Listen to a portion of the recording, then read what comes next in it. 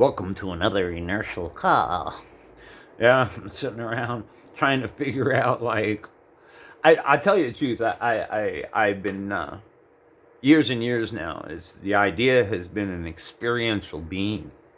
And to reach inside of that, to understand success, wealth, um, uh, life's purpose, if you will, except it's not a purpose. The beautiful thing about existence is that uh, we can choose,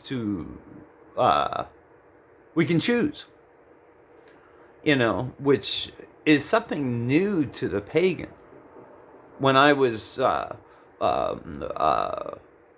piece of grease in a pyramid, I was a slave. I didn't ask questions. I didn't think.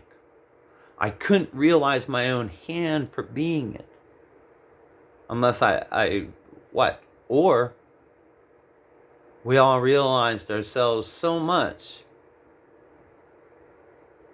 No, fuck that. If a slave could have done anything but been a slave, he would have tried. And he, she, it.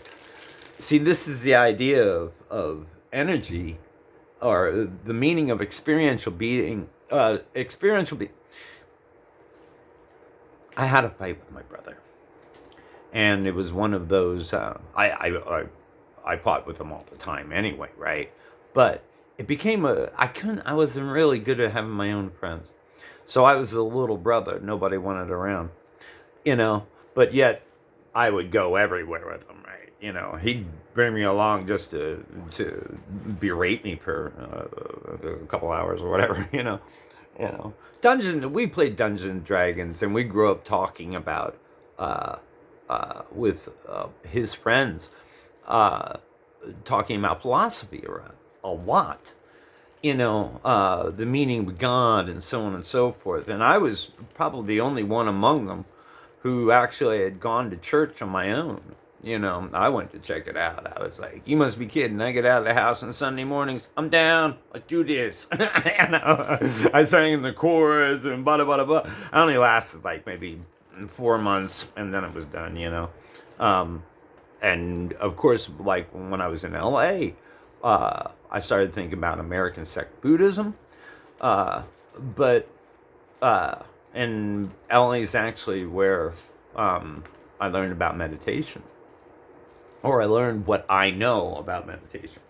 A friend of mine gave me a book. I'm trying to make these only 5 minutes, so that's the number that we're shooting for now.